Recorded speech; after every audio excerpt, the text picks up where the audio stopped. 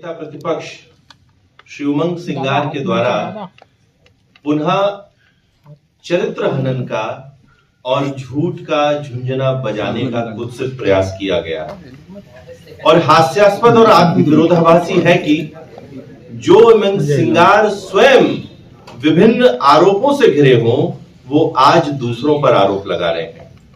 मैं याद दिला दूं कि ये वही उमंग सिंगार हैं जो 15 महीने की कमलनाथ सरकार के दौरान अपने ही मंत्रालय में खरीद फरोख्त, ट्रांसफर, पोस्टिंग ऐसे अनेकों मामलों में करोड़ों रुपए के भ्रष्टाचार के आरोपी थे।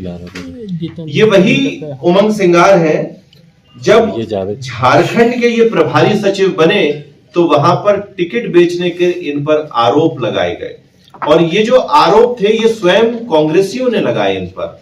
इसके बाद राहुल गांधी ने एक जांच भी की जिसमें ऐसा बताया जाता है कि आरोप इन पर सिद्ध हुए।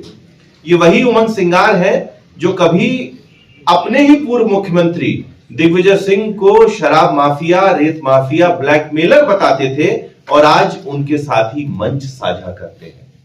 वैसे मैं निजी टिप्पणियां करने में विश्वास नहीं रखता हूं, पर उमंग सिंगार को याद रहे कि उन पर विभिन्न महिलाओं ने समय समय पर बहुत गंभीर आरोप लगाए।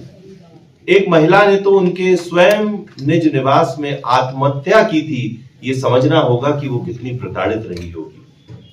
कई महिलाओं ने उन पर और आरोप लगाए और आज सिर्फ सुर्खियां बटोरने के लिए ऐसे उमंग सिंगार जी दूसरों पर आरोप लगाते हैं तो मुझे वो शेर याद आता है कि चेहरे पर नकाब और लहजे में बदजुबानी लिए फिरते हैं, जिनके खुद वही खाते बिगड़े हों वो दूसरों का हिसाब लिए फिरते हैं।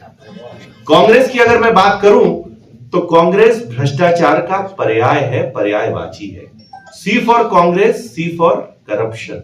और कांग्रेस के प्रथम परिवार के जो जितने जी हैं, राहुल जी, सोनिया जी, प्रियंका जी और जीजा जी, ये सभी विभिन्न गंभीर भ्रष्टाचार के मामलों में या तो अदालत से जमानत पर रिहा है या रोज ईडी और यूडब्ल्यू के चक्कर लगाते हैं। ऐसी कांग्रेस आज भारतीय जनता पार्टी को, जिसकी जीरो टॉलरेंस की पॉलिसी है, भ्रष्टाचार को रोकने के पाठ पढ़ाती है।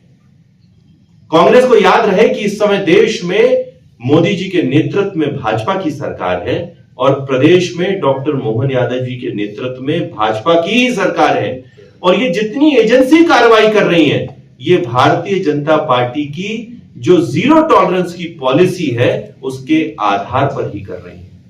कांग्रेस को तो आज इस बात का डर है कि जो कमलनाथ सरकार के समय भ्रष्टाचार होता था, ये कहीं जांच कांग्रेस तक नहीं पहुंच जाए।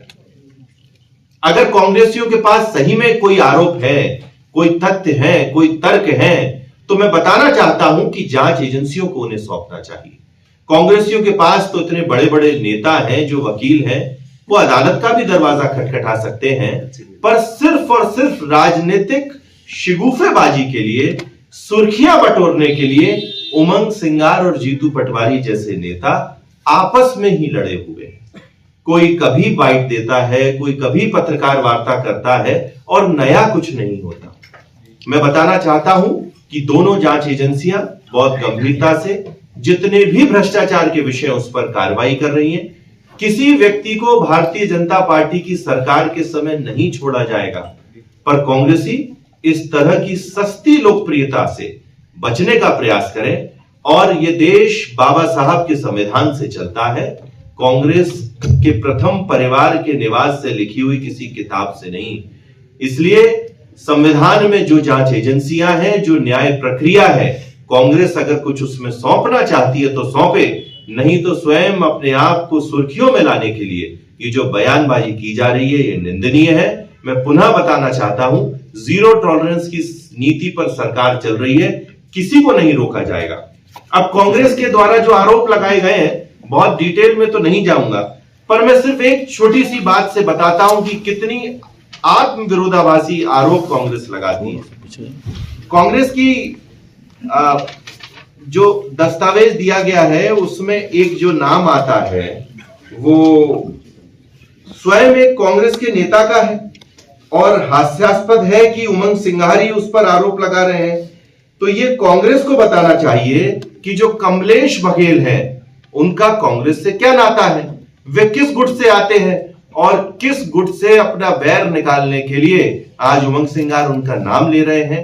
तो तथ्यहीन, तर्कहीन और कूटरचित तथ्यों और तर्कों के साथ आज उमंग सिंघार आए हैं। उनका प्रयास सिर्फ और सिर्फ सुनियोजित षड्यंत्र है, इसके अलावा और कुछ नहीं।